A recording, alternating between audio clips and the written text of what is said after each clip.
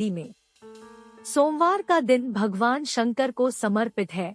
इस दिन पूजा करने से भगवान बेहद प्रसन्न होते हैं। लोग आज के दिन व्रत भी रखते हैं। इस व्रत में भक्त भगवान शिव संग पार्वती की विशेष पूजा करते हैं। भोलेनाथ की पूजा अर्चना के दौरान व्रत कथा सुनकर लोग अपनी उपवास को सार्थक बनाते हैं। आइए इस व्रत कथा और इसकी पूजन विधि के बारे में जान लेते हैं। एक समय की बात है, किसी नगर में एक साहूकार रहता था। उसके घर में धन की तो कोई कमी नहीं थी, लेकिन उसके कोई संतान नहीं थे। इस कारण से वह बहुत दुखी रहता था। संतान प्राप्ति के लिए वह प्रति सोमवार को व्रत रखता था। वह पूरी श्रद्धा के साथ हर सोमवार को शिव मंदिर जाकर भगवान शिव और पार्वती की पूजा करता था। उसकी भक्ति से माँ पार्वती एक दिन प्रसन्न हो गई। इन्होंने भगवान शिव से उस साहूकार की मनोकामना पूर्ण करने का आग्रह किया। इस पर भगवान शिव ने कहा कि हे पार्वती, इस संसार में हर प्राणी को उसके कर्मों का फल अवश्य मिलता है। जिसके भाग्य में जो हो उसे भोगना ही पड़ता है।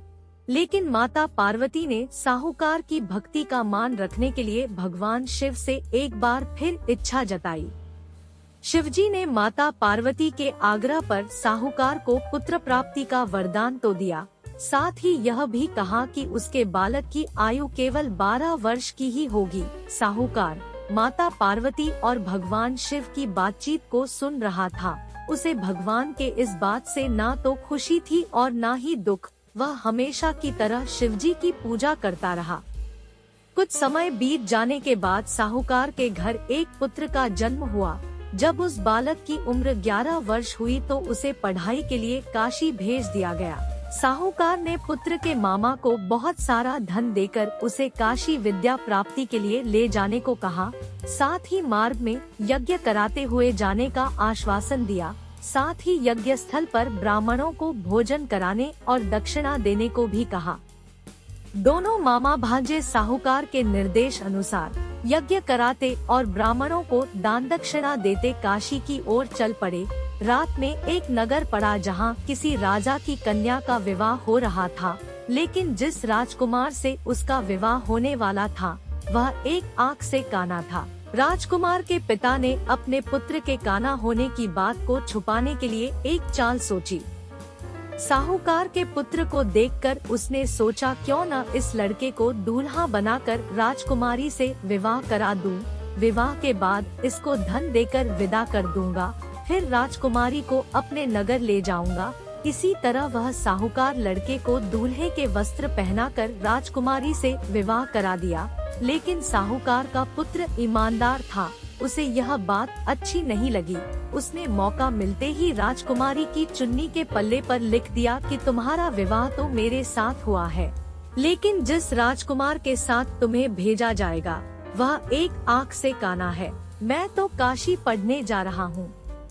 जब राजकुमारी ने चुन्नी पर लिखी बातें पढ़ी तो उसने अपने माता पिता को यह बात बताई। फिर राजा ने अपनी पुत्री को विदा नहीं किया। बारात को वापस लौटा दी गई। दूसरी ओर मामा के साथ साहूकार का पुत्र काशी पहुंचा। वहां जाकर उन्होंने यज्ञ किया। जब लड़के की आयु 12 साल की हुई, उसी दिन यज्ञ रखा गया।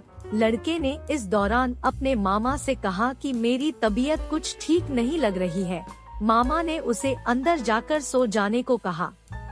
शिवजी के वरदान के अनुसार कुछ ही देर में उस बालक ने प्राण निकल गए। भांजे को मृत देख उसके मामा ने विलाप शुरू कर दिया। संयोगवश उसी समय शिवजी और माता पार्वती उधर से गुजर रहे थे।